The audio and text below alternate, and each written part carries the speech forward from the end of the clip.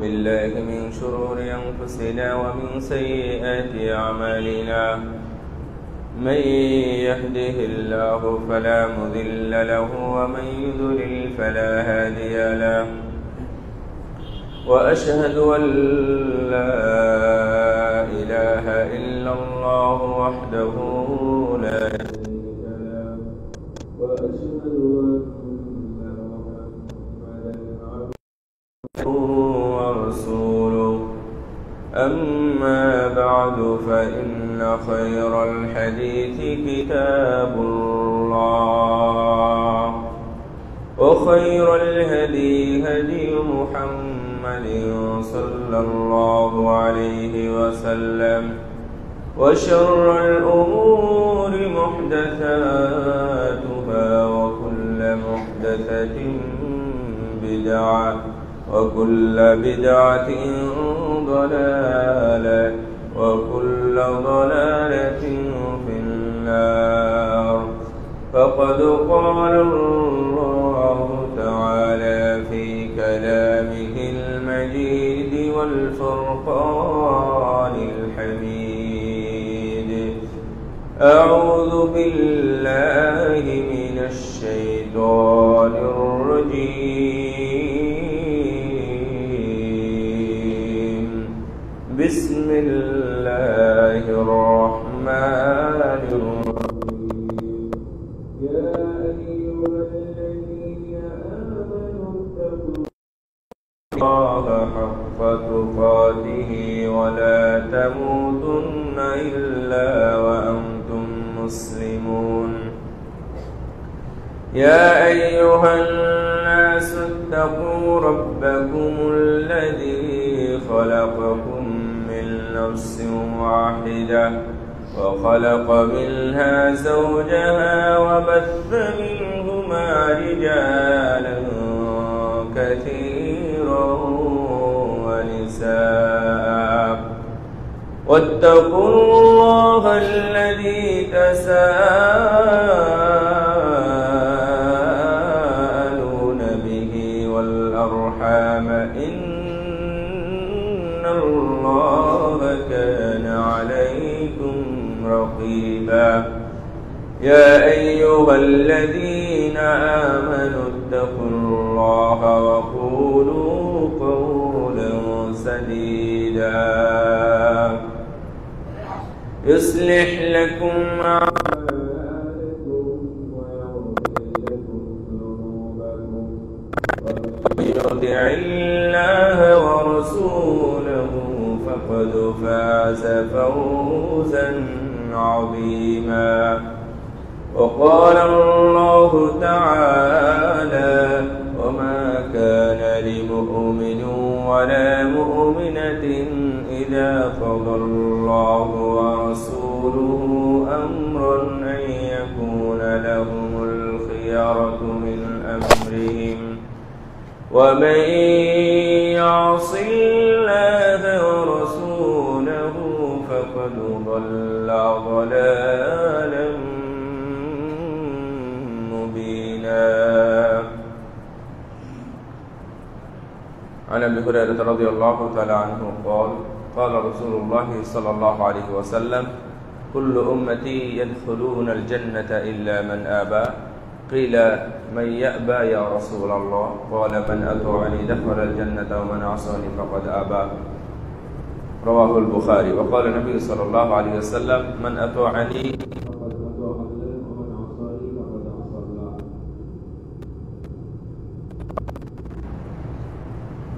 وعن أنس بن مالك رضي الله تعالى عنه قال: كان النبي صلى الله عليه وسلم إذا توضأ أخذ كفا من ماء فأدخله في حنكه وخلل به لحيته وقال: هكذا أمرني ربي عز وجل.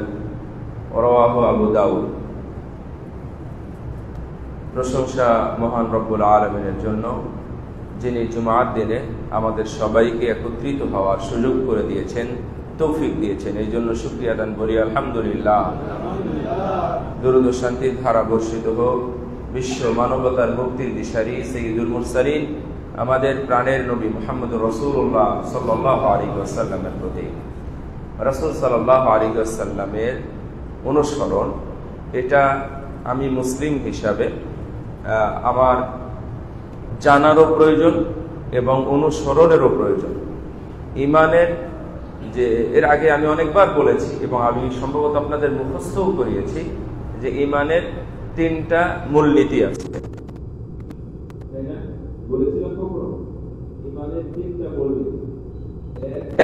মারিফাতুর রব, আল্লাহকে চিনা, 2 নবীকে জানা এবং 3 দ্বীনকে জানা।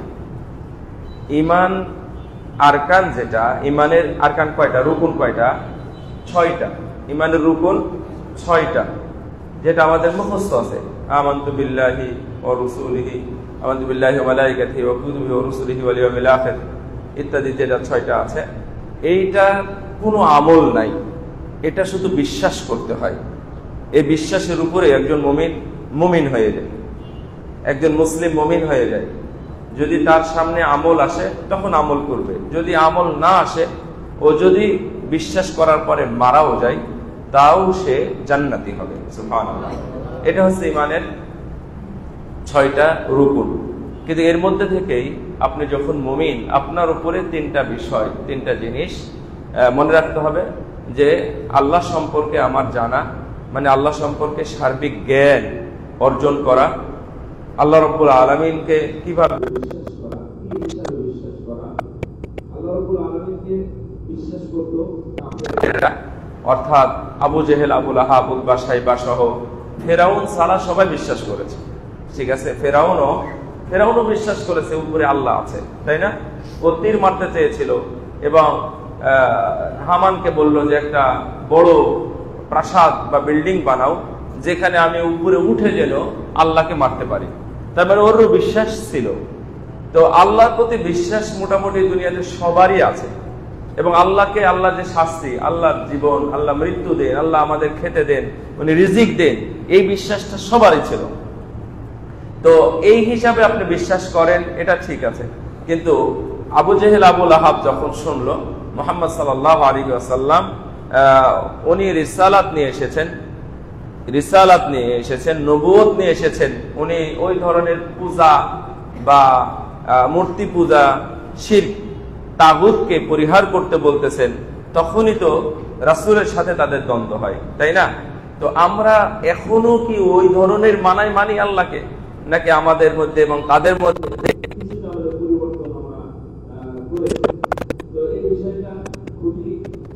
প্রয়োজন? না হলে আপনি কবরের মধ্যে যে 3টা বিষয় জিজ্ঞাসা করা হবে, এই 3টা বিষয় আপনি বলতে পারবেন না, আল্লাহ সম্পর্কে, নবী সম্পর্কে এবং দ্বীন সম্পর্কে। তো আজকে আমাদের বিষয় হলো যে মাকানাতুস সুন্নাহ ওয়া ইত্তিবাউস সুন্নতি রাসূলিল্লাহি সাল্লাল্লাহু আলাইহি ওয়াসাল্লাম, রাসূলের অনুসরণ এবং রাসূলের যে সুন্নাহ, এর মর্যাদা, এর উপরে আলোকপাত করব ইনশাআল্লাহ।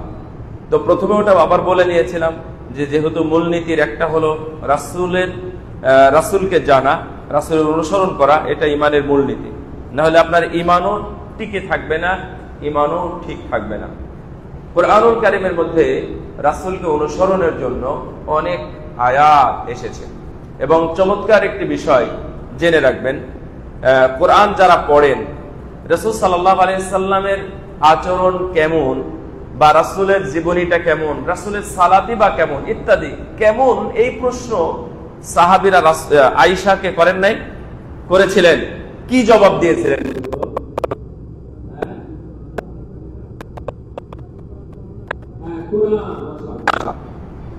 তুমি কি কোরআন পড়ো না? তুমি রাসূলের জীবনী সম্পর্কে জিজ্ঞাসা করছো, তাহলে তুমি কি কোরআন পড়ো না? কোরআনটাই হলো রাসূলের জীবনী। আসলে রাসূলের জীবনী বলতে 23 বছরের জীবনী। রাসূল সাল্লাল্লাহু আলাইহি ওয়াসাল্লামের জন্ম, শৈশব, রাসূল সাল্লামের পূর্বপুরুষ ইত্যাদি এই ধরনের কোনো বিষয় আলোচনা হয় নাই।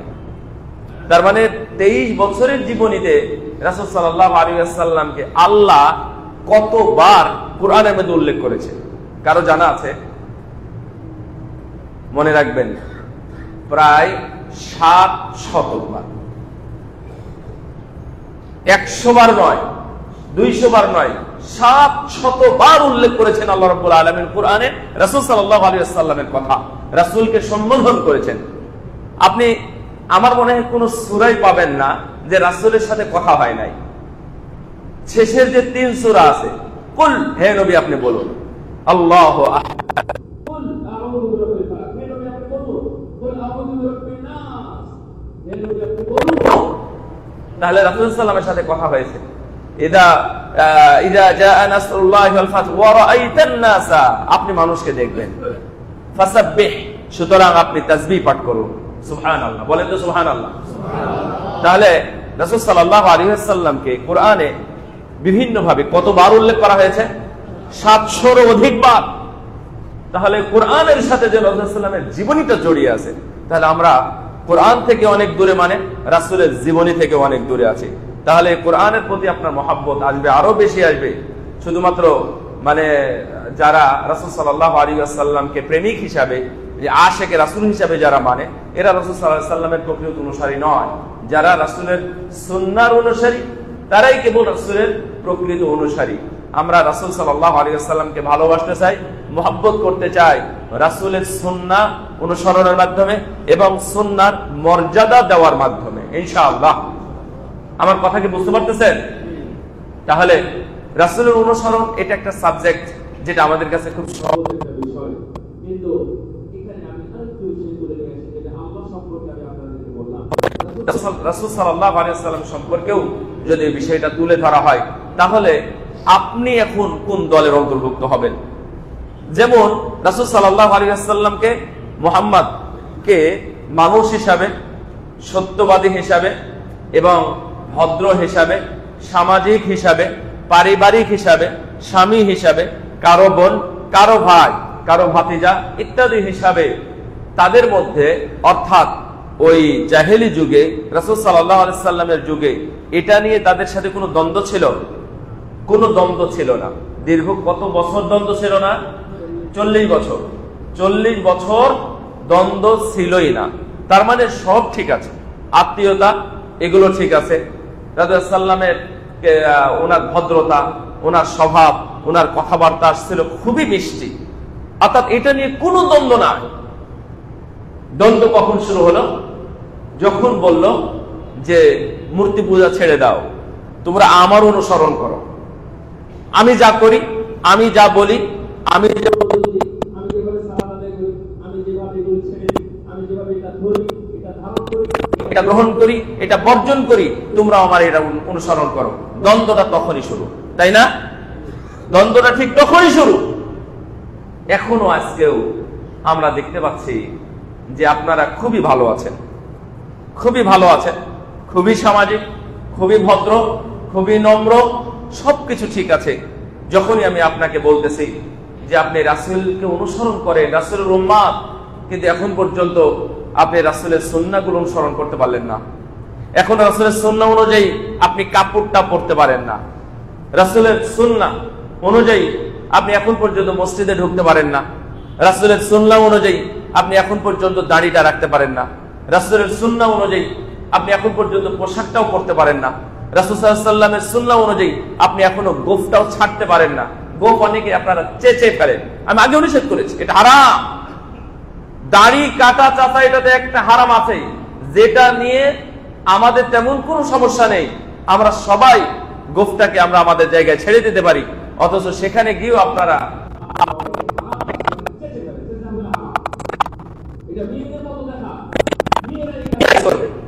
মেয়েদের এবং ছেলেদের মধ্যে তফাৎ থাকতে হবে। এই ছোট্ট একটা কাজ করতে গিয়ে আমরা অনেকে হারাম কাজ করে ফেলি। যাই হোক, আমি বললাম আমরা শুধুমাত্র সুন্নাত মানে মনে করেছি কি রাসূল সাল্লাল্লাহু আলাইহি ওয়াসাল্লামের সুন্নাহ নামাজের ক্ষেত্রে, রাসূল সাল্লাল্লাহু আলাইহি ওয়াসাল্লামের সুন্নাহ মিষ্টি খাওয়াটা সুন্নাহ, মধু খাওয়াটা সুন্নাহ, ঘুমানোটা সুন্নাহ, জোহর পরে বা গাদার পরে, লাঞ্চের পরে একটু বিশ্রাম নেওয়া, এটা হলো সুন্নাহ। এই ধরনের সুন্নাহ, বিবাহ করা, এটা হলো সুন্নাহ।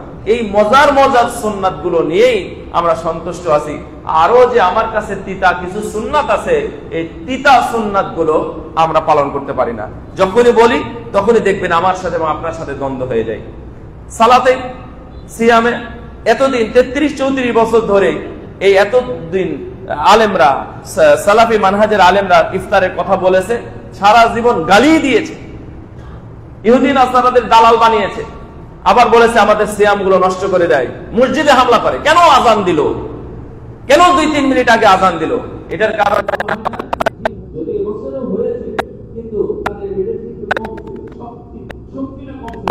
কারণ সরকারি ভাবে যখন বলে দিয়েছে যে সূর্যাস্তের সাথে সাথেই সায়েম ইফতার করবে, এটাই সুন্নাহ, তখন তারা এমনিতেই দ্বন্দ্ব ফাসাদ করলেও সরাসরি আক্রমণ করতে পারে না। তার মানে এই 33-34 বছরের সিয়ামটা কি হবে? প্রকৃত সুন্নাহ তারা পালন করে নাই। এই জিনিসটা বোঝার জন্য আমি আপনাদের এই কথাগুলো বললাম। চলেন কুরআনুল কারীমের মধ্যে রাসূল সাল্লাল্লাহু আলাইহি ওয়াসাল্লামকে অনুসরণের ব্যাপারে কি ধরনের কথা বলা হয়েছে। আল্লাহ বলছেন, ওয়া আতাকুমুর রাসূলু ফাখুযুহু ওয়া মা নাহাকুম আনহু ফান্তাহু ওয়াত্তাকুল্লাহ ইন্নাল্লাহা শাদীদুল ইকাব। তোমাদের নবী তোমাদের যা দিয়েছেন তা তোমরা গ্রহণ করো, নাও, নিয়ে নাও। ওয়া মা নাহাকুম, আর তিনি তোমাদের যা নিষেধ করেন, ফান্তাহু, সেটা একেবারেই বর্জন। যেটা নিষেধ সেটা সম্ভবপর নিষেধ না একবারে নিষেধ। আপনারা কি বুঝেন? একবারে নিষেধ। এখানে আর কোনো কথা বলা হয় নাই। আল্লাহ বলেছেন, আল্লাহ নবী বলছেন, এটা এই হাদিসটা ইবনু মাজাতে সর্বপ্রথম নিয়ে আসছে এই হাদিস। রাসূল সাল্লাল্লাহু আলাইহি ওয়াসাল্লাম বললেন যে শোনো, আমি যখন তোমাদেরকে কোনো কাজে বলি তখন তোমরা সেটা গ্রহণ করো সম্ভবপর। এটা আমাদের জন্য একটা নিয়ামত, তাই না ভাই? সম্ভবপর বলার কারণে এটা কি আমাদের জন্য নিয়ামত হয়ে যায় নাই? হ্যাঁ, মানে অসম্ভব হলেও গ্রহণ করো তা বলেন নাই। কিন্তু নিষেধের বেলায় রাসূল সাল্লাল্লাহু সরাসরি বলেছেন এটা একেবারেই বর্জন করো। সম্ভবপর সুদ বর্জন করো, এটা কি বলা যাবে? হ্যাঁ, না। সম্ভবপর মদ ত্যাগ করো, এটা বলা যাবে না। সম্ভবপর হারাম ছেড়ে দাও, এটা বলা যাবে না। হ্যাঁ, গ্রহণের ক্ষেত্রে তুমি কিছু কিছু ছাড় পাবে। যেমন আমরা 4 রাকাত সুন্নাত পড়তেছি, তো 4 রাকাত সুন্নাতের ক্ষেত্রে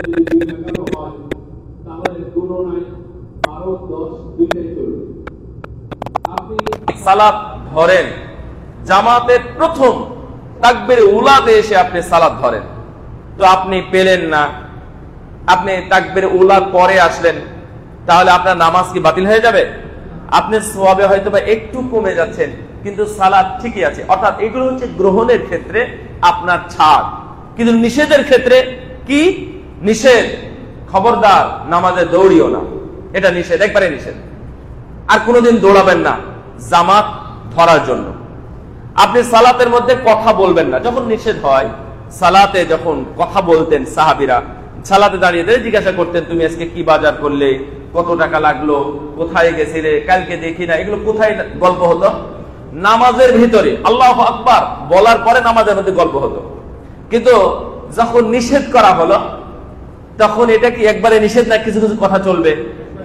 একবারে নিষেধ করা হয়েছে। আমি এটাই বুঝালাম যে রাসূল সাল্লাল্লাহু আলাইহি ওয়াসাল্লাম, এটা সূরা হাশর 7 নম্বর আয়াতে আল্লাহ বললেন তোমাদের নবী যা দিয়েছেন তা গ্রহণ করো, যা নিষেধ করেছেন তা তোমরা বর্জন করো।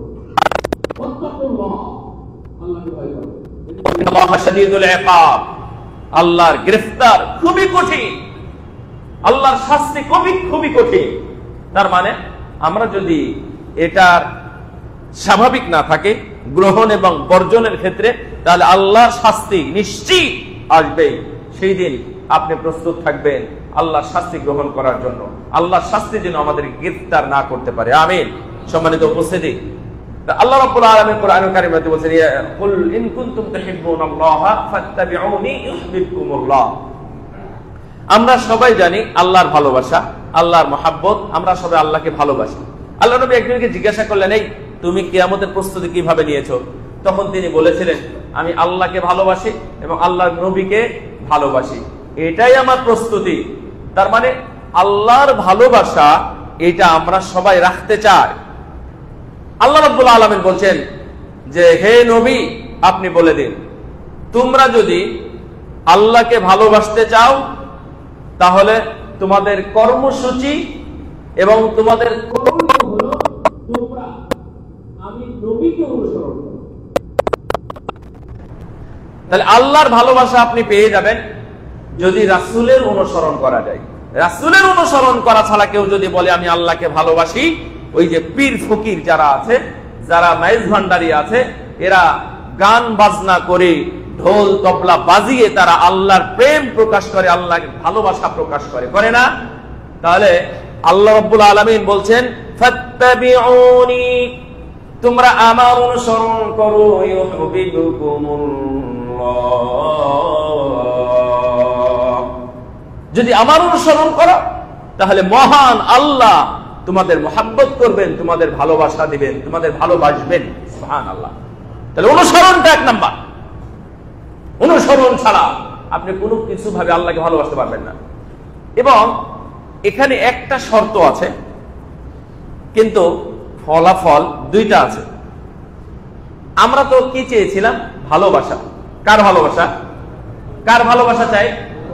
আল্লাহর ভালোবাসা চাই। তো আল্লাহর ভালোবাসার জন্য একটা কাজ করতে হবে,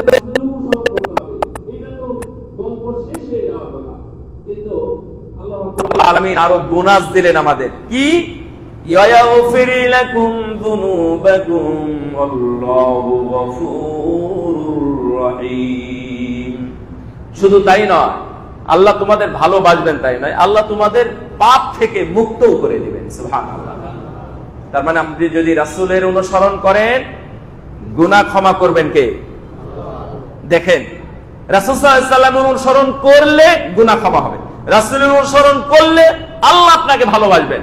তাহলে রাসূলের অনুসরণ ছাড়া আপনি সামনে আগাতে পারবেন না। যেমন ভাবে রাসূল সাল্লাল্লাহু আলাইহি ওয়াসাল্লামকে আগের যুগের মানুষও ভালোবাসত। রাসূলের যুগের মানুষ, রাসূল সাল্লাল্লাহু আলাইহি ওয়াসাল্লামের আপন চাচা, রাসূল সাল্লাল্লাহু আলাইহি ওয়াসাল্লামের আপন চাচা যারা ছিলেন তারাও ভালোবাসতেন, মহব্বত করতেন। কিন্তু এই ভালোবাসাটা ইত্তেবা, আনুগত্য না থাকার কারণে আল্লাহ গ্রহণ করেন নাই। গ্রহণ করেছেন? গ্রহণ করেন নাই। বল আতিউ রাসূল ফাইন তাওয়াল্লাউ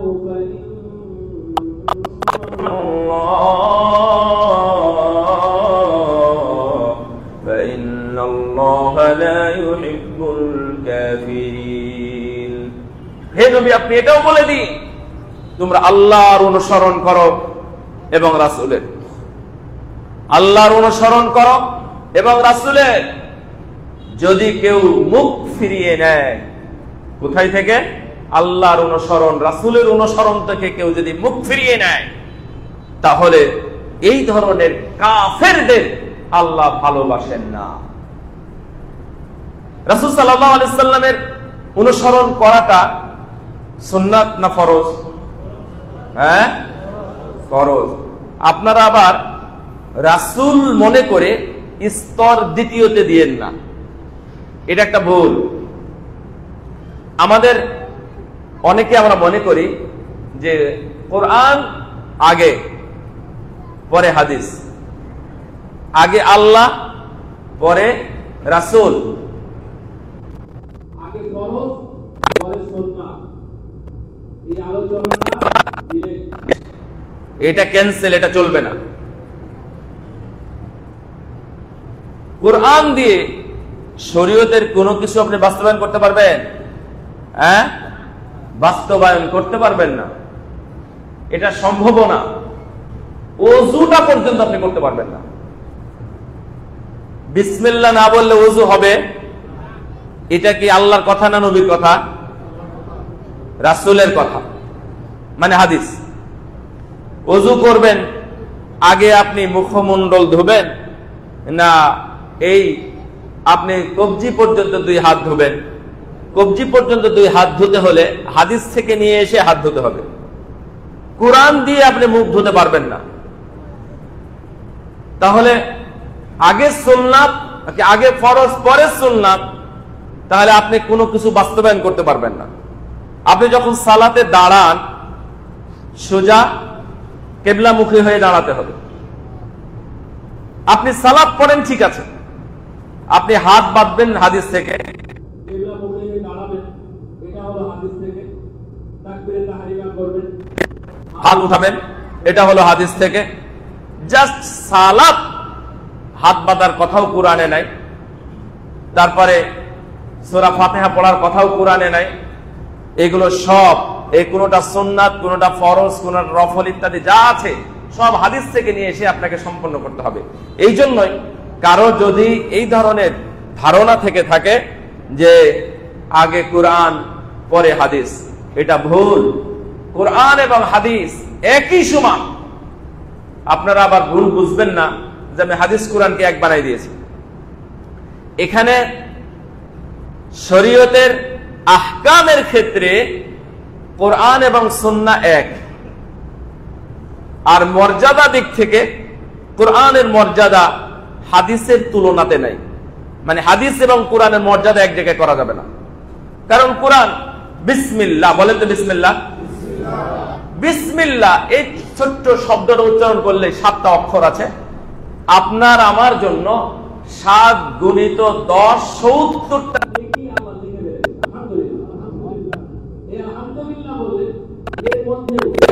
8টা অক্ষর আছে। এর মধ্যে এই 8টা অক্ষর উচ্চারণ কারণে আমরা নেকি পেলাম। কিন্তু আপনি পুরো দিন সকাল থেকে নিয়ে সন্ধ্যা পর্যন্ত যদি আপনি বুখারী শরীফ পড়েন, সহিহুল বুখারী পড়েন, তাহলে পড়ার কারণে অক্ষর প্রতি কোনো নেকি হবে না। কিন্তু কোরআন আপনি পুরো সকাল সন্ধ্যা নয়, যদি আপনি 2 সেকেন্ডও কোরআন পড়েন, আলিফ লাম মিম, আমার নবী বলেছেন কি আলিফ লাম মিম, এটা বললেও আপনার 30টা নেকি হয়ে যাবে। এটা হলো কোরআনের মর্যাদা। কিন্তু শরীয়তের ক্ষেত্রে আগে কোরআন দেখো তারপরে হাদিস দেখো, এই কথাটা ভুল। ভাইরা আমার, অনুসরণের দিকে আমি আরেকটু যাই। কুল আতিউল্লাহ ওয়ার রাসূল ফাইন তাওয়াল্লাউ ফাইন্নাল্লাহা লা ইউহিব্বুল কাফিরিন। হে নবী, আপনি বলে দিন তোমরা অনুসরণ করো আল্লাহর এবং রাসূলের, যদি কেউ মুখ ফিরিয়ে নেয়, যদি কেউ অনুসরণ না করে, এরা হলো বেঈমান এবং কাফির। আল্লাহ তাদেরকে মহব্বত করেন না, আল্লাহ তাদেরকে ভালোবাসেন না। কোরআনে আরো আছে, ইয়া আইয়ুহাল্লাযীনা আমানু আতিউল্লাহ ওয়া আতিউর রাসূল, হে ঈমানদারগণ তোমরা আল্লাহর অনুসরণ করো এবং অনুসরণ করো রাসূলের। আল্লাহ রাব্বুল আলামিন আরো বলে দিয়েছেন, ইয়া আইয়ুহাল্লাযীনা আমানু আতিউল্লাহ ওয়া আতিউর রাসূল ওয়া লা তুবতিলু আমালাকুম, হে ঈমানদারগণ তোমরা আল্লাহর অনুসরণ করো, আল্লাহর নবীর অনুসরণ করো, খবরদার তোমরা তোমাদের আমল বাতিল করো না। আগের কথা যেমন বললাম যে তোমরা যদি আমার অনুসরণ করো, আল্লাহ তোমাদের ভালোবাসবেন এবং গুনাহ ক্ষমা করে দিবেন। তো এখানে জাযাটা কেমন আপনাদের কাছে পছন্দ হবে না। আল্লাহ বলছেন যে হে ঈমানদারগণ তোমরা আল্লাহর অনুসরণ করো, নবীর অনুসরণ করো, আর তোমাদের আমল বাতিল করো না। আচ্ছা, এই আমল বাতিল করার কথা, এটা কি স্বাভাবিক আমাদের মুসলিমদের, মুমিনদের বলা হয়েছে নাকি অমুসলিমদের? বলেন তো।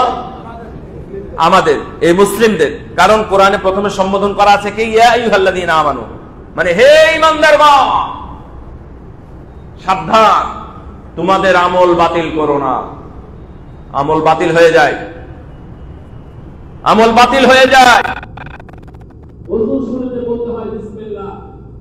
কেউ যদি বাড়াবাড়ি করে বলে বিসমিল্লাহির রহমানির রহিম আলহামদুলিল্লাহি রাব্বিল আলামিন বলে ওযু শুরু করে, তাহলে এই আমলটা থাকবে নাকি বাতিল হবে?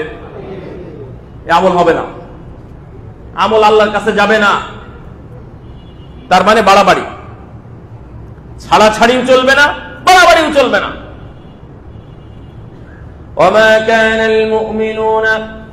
كان لمؤمن ولا مؤمنة إذا قضى الله ورسوله أمرا أن يكون لهم الخيرة من أمرهم ومن يعص الله ورسوله فقد ضل ضلالا مبينا। আল্লাহ বলছেন কোন মুমিন নারী অথবা পুরুষ কারোর কোনো ইখতিয়ার নাই, অধিকার নাই যে অনুসরণের ক্ষেত্রে তারা কোন অপশন খুঁজে বের করবে। তারা তাদের ইচ্ছা, তারা তাদের প্রবৃত্তি এখানে কাজে লাগাবে অনুসরণের ক্ষেত্রে। এই ধরনের অধিকার কোন মুমিন নারী পুরুষকে দেওয়া হয় না।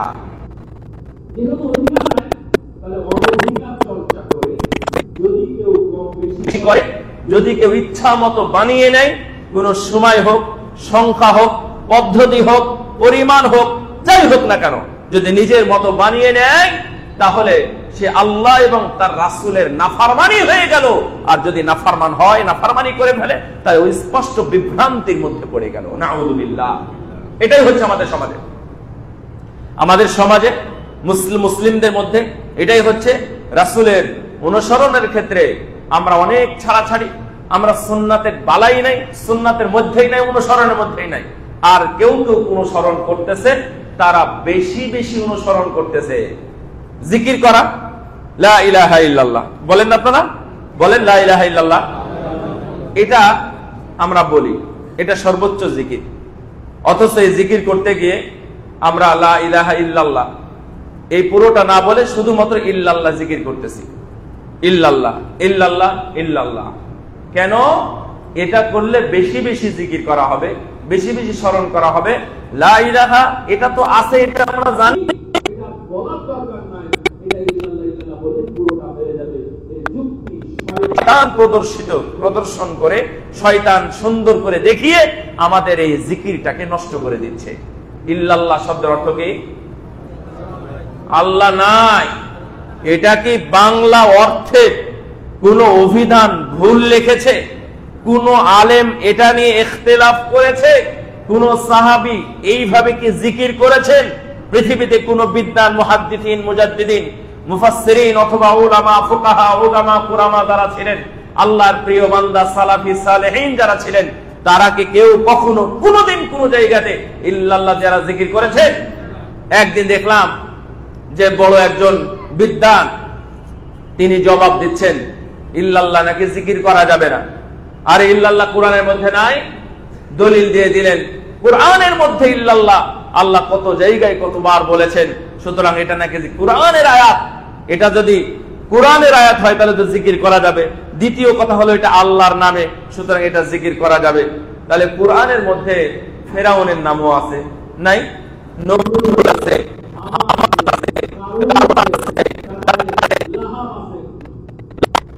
আবু লাহাব, আবি লাহাবের কথা আছে।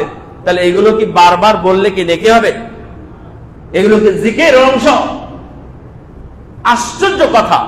মানে কোন দিক থেকে যুক্তি দিলেন সেটা আমরা জানি না। যাই হোক, আমরা রাসূলের অনুসরণের মধ্যে ছিলাম।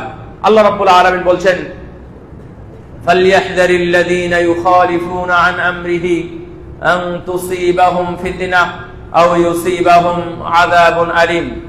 তারা যেন সাবধান হয়ে যায়, এরা যেন সতর্ক হয়, যারা রাসূল সাল্লাল্লাহু আলাইহি ওয়াসাল্লামের অনুসরণ করতে গিয়ে তারা বাড়াবাড়ি করে। ইউখালিফুনা আন আমরি, আল্লাহর নবীর আদেশের বিকল্প করে, বিরোধিতা করে। এরা যেন সাবধান হয়ে যায়।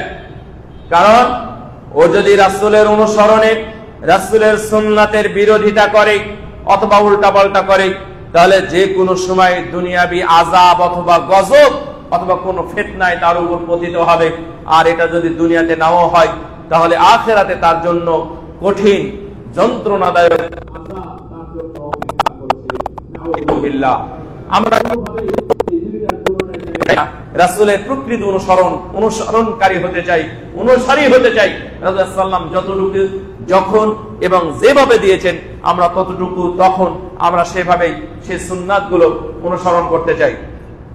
ইয়া আইয়ুহাল্লাযীনা আমানু আতিউল্লাহ ওয়া আতিউর রাসূলা ওয়া লা তুবতিলু আমালাকুম। সূরা মুহাম্মাদের এই আয়াতটা আরেকটু আমরা যদি আগাই তাহলে বুঝতে পারবো যে রাসূল সাল্লাল্লাহু আলাইহি ওয়াসাল্লামের অনুসরণ করতে গিয়ে বাড়াবাড়ি কথা সেটাকে বিদআতে পরিণত করা যাবে না। আমরা তাসবিহ পাঠ করব, এতটুকু পর্যন্ত হাদিস আসছে আপনি তাসবিহ পাঠ করুন। তাসবিহ পাঠ করতে গিয়ে আপনি আবার কোনো কিছুর সাহায্য নেবেন, কোনো পাথর অথবা কোনো তাসবিহ দানা অথবা কোনো ফলের বিচি বা ইত্যাদি দিয়ে আপনি সাহায্য নেবেন, এইটা আপনার জন্য অনুমোদন নেই। এটা আপনি পারবেন না। যদি আপনি অনুমোদন নেন, যদি আপনি নিজে নিজে অনুমোদন ছাড়া এটা করতে থাকেন, তাহলে এটাই হবে বাড়াবাড়ি এবং এটাই হবে বিদআত। রাসূল সাল্লাল্লাহু আলাইহি ওয়াসাল্লামের তিনজন সাহাবী বেশি করে করতে চেয়েছিলেন, আমি বেশি সালাত আদায় করব, বেশি সিয়াম পালন করব, আমি বেশি ইবাদত করব বিবাহ না করে। আল্লাহর নবী তাদের তিনজনকে রিজেক্ট করে দিয়েছিলেন, তিনজনকে বাদ করে দিয়েছিলেন, বললেন এগুলো হচ্ছে আমার সুন্নাত, যদি আমার সুন্নাতের অনুকরণ অনুসরণ না হয় তাহলে এরা আমার উম্মতের দলভুক্তই হবে না। কিয়ামতের ময়দানে রাসূল সাল্লাল্লাহু আলাইহি ওয়াসাল্লাম ওই সকল ব্যক্তিদেরকে তাড়িয়ে দিবেন, তাদেরকে হাউজে কাউসারের পানি পান করতে দিবেন না। রাসূল সাল্লাল্লাহু আলাইহি ওয়াসাল্লাম বলছেন, হাউজে কাউসারের পানি যা হবে দুধের চাইতেও বেশি সাদা এবং মধুর চাইতেও বেশি স্বাদ এবং মিষ্টি। সুবহানাল্লাহ, এত সুন্দর পানি কেউ যদি কিয়ামতের ময়দানে একবার পান করতে পারে, যার মালিকানা হবে একমাত্র রাসূল সাল্লাল্লাহু আলাইহি ওয়াসাল্লাম, তিনি মালিক হবেন। এই মালিকানার একমাত্র একচ্ছত্র দায়িত্বে থাকবেন মুহাম্মদ সাল্লাল্লাহু আলাইহি ওয়াসাল্লাম। যারা বাড়াবাড়ি করে নাই, বিদআত করে নাই, তারা ওখানে যাবে, পার হবে আর এই পানি পান করবে। আল্লাহ বললেন, মান মাররা শারিবা লাম ইয়াজমা আবাদান, যারা এটা পান করবে তারা আর কখনোই তৃষ্ণার্ত হবে না। 1000 বছর হোক আর 50 বছর হোক, 50,000 বছর হোক না কেন, তারা আর তৃষ্ণার্ত হবে না। সুবহানাল্লাহ, এটা হলো হাউজে কাউসারের পানি।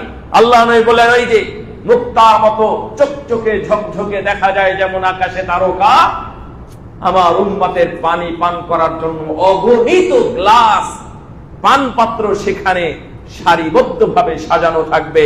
আমার উম্মতেরা গিয়ে পানি পান করবে, কিন্তু কোনো জ্যাম হবে না, কোনো ভিড় হবে না। সুবহানাল্লাহ।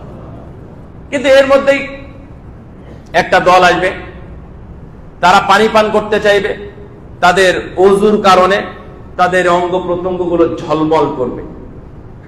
আমরা যে ওযু করি না, ওযুর অঙ্গ প্রত্যঙ্গগুলো, আমরা এই যে আমাদের যে শরীরের অংশগুলো, অঙ্গ প্রত্যঙ্গগুলো, এই মুখমণ্ডল, 2 হাত, 2 পা, মাথা, এগুলো ঝলমল করবে। সবাই দেখে চিনতে পারবে এরা হলো মুহাম্মদ সাল্লাল্লাহু আলাইহি ওয়াসাল্লাম। রাসূল সাল্লাল্লাহু আলাইহি ওয়াসাল্লাম চিনতে পারবেন না, উনিও চিনতে পারবেন। এবং সত্য সত্যই তাদের এই মর্যাদাটা হবে যে এগুলো ঝকমক করতেছে। কিন্তু তাদের যখন দেওয়াল তৈরি করে দেওয়া হবে, আল্লাহর নবী বলবেন, আ'রিফুহুম ওয়া ইয়া'রিফুনানি, আমি ওদেরকে চিনি, ওরা আমার উম্মত, তারাও আমাকে চিনে, আমি তাদের নবী। তাহলে বাধা দেওয়া হলো কেন? ছেড়ে দেওয়া হোক, তারা যেন পানি পান করতে পারে। তখন তাকে বলা হবে, ইন্নাকা লা তাদরি মা আহদাসু বা'দাক, আপনি জানেন না এরা আপনার মৃত্যুর পরে কি করেছে। তার মানে বাড়াবাড়ি করেছে, সংযোজন বিয়োজন করেছে। ঈদ 2টার কাছে তারা 3টা বানিয়েছে। ওযুর মধ্যে তারা অতিরিক্ত ভাবে ঘাড় মাসাহা এটা যুক্ত করেছে। সালাতে দাঁড়ানোর সময় অতিরিক্ত দোয়া যোগ করেছে, জায়নামাজের দোয়া। সালাতে দাঁড়ানোর সময় তারা নিয়াতের নামে গত বাঁধা কিছু কথা যুক্ত করেছে। এইভাবে যদি দরুদের কথা হয়, তাহলে দরুদ তারা অতিরিক্ত যুক্ত করেছে।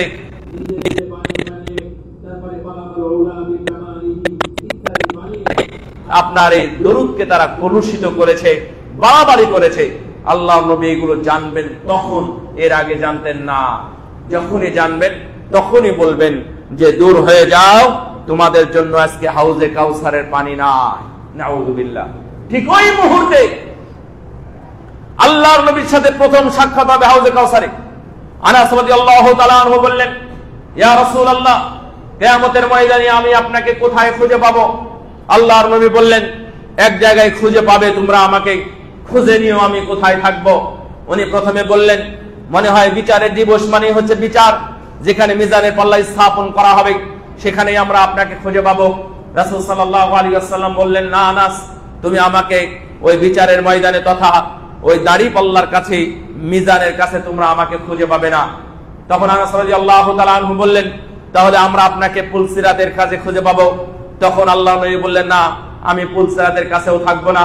আনাস তৃতীয়বার বলেন, ইয়া রাসূলুল্লাহ, তাহলে আপনি আল্লাহর কাছে যখন সিজদায় পড়ে যাবেন, আমরা কি আপনাকে আরশের খুঁটির কাছে আমরা কি আপনাকে পাবো? সেখানে আমরা আপনাকে খুঁজে পাবো? আল্লাহ নবী বললেন, আনাস, তুমি সেখানেও পাবে না। আমাকে খুঁজে পাওয়ার একমাত্র জায়গা হলো হাউজে কাউসার। হাউজে কাউসারের কাছে গিয়ে আমরা রাসূল সাল্লাল্লাহু আলাইহি ওয়াসাল্লামের সাথে সাক্ষাৎ করব ইনশাআল্লাহ। এটা মনের কামনা এবং বাসনা, আশা, আকাঙ্ক্ষা এটা ভিতরে রাখবেন, যেন আমরা হাউজে কাউসারের কাছে গিয়ে আমাদের নবী মুহাম্মদ সাল্লাল্লাহু আলাইহি ওয়াসাল্লামকে স্বচক্ষে দেখতে পারি এবং আমরা কোনো বাধাহীন, কোনো কারণ ছাড়াই আমরা হাউজে কাউসারের পানি পান করতে চাই। আরেকটি কথা, হাউজে কাউসারের পানি যারা পান করবে, হাউজে কাউসারের পানি যারা পান করবে, এইটা আপনি ধরে নেন এবং আপনি নিশ্চিত হয়ে যান, আপনার জন্য কিয়ামতের ময়দান পুরোটা সহজ হয়ে যাবে। সুবহানাল্লাহ। প্রায় ৪৯ কোটি মানুষকে আল্লাহ বিনা হিসাবে এবং বিনা আযাবে, বিনা শাস্তি, বিনা হিসাবে আল্লাহ জান্নাতে প্রবেশ করাবেন। যারা হাউজে কাউসারের পানি পান করতে পারবে ইনশাআল্লাহ চলে আসবে। সম্মানিত উপস্থিতি, আমরা রাসূল সাল্লাল্লাহু আলাইহি ওয়াসাল্লামকে অনুসরণ করতে জানি না। রাসূল সাল্লাল্লাহু আলাইহি ওয়াসাল্লামের অনুসরণের যে কোনো অধ্যায় যদি আমরা বলি, আপনারা কয়জন আছেন বলেন তো আপনার বাড়িতে মহিলাদের নামাজের জন্য কাপড় তৈরি করে দিয়েছেন? হয়তোবা করেন নাই। আপনাদের কাছে সেই বিষয়টা হয়তোবা গুরুত্ব নাই, আপনারা হয়তোবা এখনো বুঝেনি যে একটা কাপড়ের দরকার আছে, যে কাপড়টা মাথা থেকে নিয়ে পা পর্যন্ত ঢাকা থাকবে, এক কাপড়ে। তার ভিতরে শালীনতা বজায় রেখে যদি কিছু পড়তে পারে সেটা তার ব্যক্তিগত বিষয়, কিন্তু উপরে একটা কাপড় থাকবে যেটা মাথাও ঢাকবে, পাও ঢেকে যাবে। উম্মু সালামা রাদিয়াল্লাহু, এটা সুন্নাহ, উম্মু সালামা রাদিয়াল্লাহু তাআলা আনহা বললেন, ইয়া রাসূলুল্লাহ, আমি যদি কাপড় একটু ঝুলিয়ে দিই, ঝুলানোর পরেও যদি পাটা বেরিয়ে যায় তাহলে আমি কি করব? আপনারা হাদিসগুলো খুঁজে বের করে দেখেন, মিশকাতের মধ্যে আছে, সহজ সহজ জায়গায় আপনারা হাদিসটা খুঁজে পাবেন। রাসূলুল্লাহ সাল্লাল্লাহু আলাইহি ওয়াসাল্লাম বললেন, তাহলে তুমি আরো অর্ধ হাত কাপড় নিচে ছেড়ে দাও, বাড়িয়ে দাও, যেন তোমার পাটা বের না হয়। আপনাদের এত যুক্তির দরকার নেই। আপনার ওয়াইফ যখন সালাত আদায় করবে, ও কি আমার সামনে পড়বে? তো এই যুক্তি আপনারা দিবেন কেন যে যখন ও সালাত আদায় করে তখন তো ঘরের মধ্যেই পড়ে? আরে শুধু ঘরের মধ্যে নয়, ঘরের মধ্যে কর্নারে পড়ার কথা আছে। রাসূল সাল্লাল্লাহু আলাইহি ওয়াসাল্লাম বলেন, সর্বোত্তম সালাত হলো ঘরের মধ্যে একটা ছোট্ট কর্নার যদি ঘিরে দেওয়া থাকে একবারে পর্দার সাথে, ওই জায়গাটা হলো মহিলাদের সালাতের জন্য সর্বোত্তম জায়গা। আল্লাহর নবী মসজিদে নববীতে থাকতেন। মসজিদে নববীতে সালাত আদায় করলে কত গুণ বেশি নেকি হয়? 1000 গুণ। কত গুণ? 1000 গুণ। 1000 রাকাত সমান নেকি হয় এক রাকাত সালাত আদায় করলে। আল্লাহর নবী এই মসজিদে বসে এই মসজিদের মুসল্লিদের ওয়াইফদের বা মেয়েদেরকে বললেন, তোমাদের জন্য উত্তম জায়গা হলো বাড়িতে। তাহলে মসজিদে নববীর চাইতে উত্তম। যদি মসজিদে হারাম হয় 1 লক্ষ, ওই 1 লক্ষ তাহলে বাড়িতে ঘরের মধ্যে কোথায় আদায় করলে এটা আমার দেখার নয়। সালাতের সময় কাপড়টা থাকতে হবে, এবং যদি কোনো কাপড় না থাকে, সালোয়ার কামিজ যেটা আছে আপনারা ভালো করে পড়তে পারেন, পরাতে পারেন, সেটা ভিন্ন জিনিস, কিন্তু অন্তত মোজা পরে পাটা উন্মুক্ত না রেখে, পাটা বন্দি করে রেখে তারপরে আপনারা সালাতে অভ্যাসী হন। এখন আপনারা বলবেন বাড়িতে বসে থেকেই আবার মোজা পরবে, গরমের দিন, শীতের দিন, এখানেই আছে, রান্না করতেছে, গোসল করবে, বাচ্চাকে দুধ দিবে, এই করবে, সেই করবে। আরে এটা যে একটা কর্মসূচি, এটা আপনি জানেন না নাকি? আপনাকে কেউ বলে নাই যে সালাত একটা কর্মসূচি? সালাত একটা কর্মসূচি না? তাহলে আপনার রান্না করা কর্মসূচি, এটা তো বড়। রান্না করার জন্য বাবুর্চি তো নিয়ে আসেন নাই আপনি। এটা তো আমাদের বাবুর্চি না যে উনি রান্না করে দিবে, আর রান্না না করলে আপনি তার উপর চড়াও হতে পারেন না। উনি যদি কাপড় ধুয়ে না দেন তাহলে আপনি তার উপর চড়াও হতে পারেন না, কারণ কাপড় ধোয়ার জন্য তাদেরকে নিয়ে আসা হয় না। ওরা আপনার সঙ্গিনী, আপনারা পরস্পরের কাছে আপনি প্রশান্তি পান। ওনাকে এমন কিছু কাজে হুকুম করবেন যেটা তার জন্য শোভা পায়। উনি রান্না করে দেন, তাই বলে উনি বাবুর্চি নন।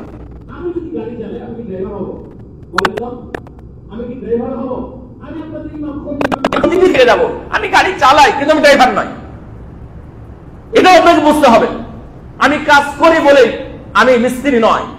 একটা ইট আমি এখান থেকে ওখানে নিয়ে তুলে ফেললাম, তাই আমার মিস্ত্রি ডাকবেন, এটা তো নয়। আপনার স্ত্রী রান্না করে দিচ্ছে, উনি তো বাবুর্চি না। বাবুর্চি এটা হলো চাকরি আলাদা, যেটা টাকা দিয়ে রাখা হয়। কিন্তু আপনার স্ত্রী বাবুর্চি না, বাবুর্চির মতো ব্যবহার করবেন না, বা এই কাপড় ধোয়া ধোবার মতো ব্যবহার করবেন না, অথবা যেটা পরিষ্কার করে দিচ্ছে ক্লিনার হিসাবে ব্যবহার করবেন না, বা এই নামে ডাকবেন না। তাদের মধ্যে একটা সম্মান আছে। সম্মানিত উপস্থিতি, আমি অন্যদিকে গেছিলাম। আমি ছোট্ট জিনিস, এই জিনিসটা আমি এখন পর্যন্ত বাস্তবতা দেখতে পাচ্ছি না যে তারা এই সুন্নাহটা পালন করছে না। সম্মানিত উপস্থিতি, ফালিয়াহযারিল্লাযীনা ইউখালিফুনা আন আমরিহি আন তুসিবাহুম ফিতনা ওয়া ইউসিবাহুম আযাবুন আলীম। যারা অনুসরণ করে না, রাসূল সাল্লাল্লাহু আলাইহি ওয়াসাল্লামের পদ্ধতি অনুসরণ করে না, তাদের জন্য ভয়াবহ বিষয় হলো দুনিয়াতে তাদের জন্য আযাব হবে, অথবা আখিরাতে তাদের জন্য কষ্টদায়ক এবং যন্ত্রণাদায়ক শাস্তি আসবে। রাসূল সাল্লাল্লাহু আলাইহি ওয়াসাল্লাম একদিন ওযু করতেছিলেন, মাকানাতুস সুন্নাহ, মনে রাখবেন ওযু করতেছিলেন। ওযুর সময় পানি নিয়ে এইভাবে নিচে দিয়ে উনি খিলাল করলেন। খিলাল করা এটা সুন্নাত না ওয়াজিব?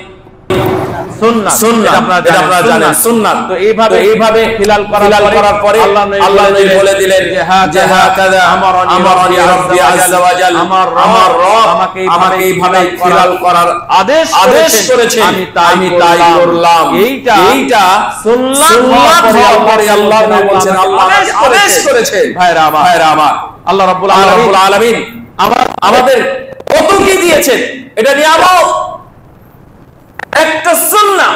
আপনারা সালাতের মাঝে ফাঁকা জায়গা বন্ধ করে দেন। আল্লাহ বলেছেন কেউ যদি বন্ধ করে দেয়, আমরা প্রতিদিন বলি তারাসু সুদ্দুল খালাল ফাইন্না তাসবিয়াতাস সুফুফ ইত্যাদি কথাগুলো আছে। সুদ্দুল খালাল তারাসু, গায়ে নিয়ে দাও, ফাঁকাটা বন্ধ করে দাও।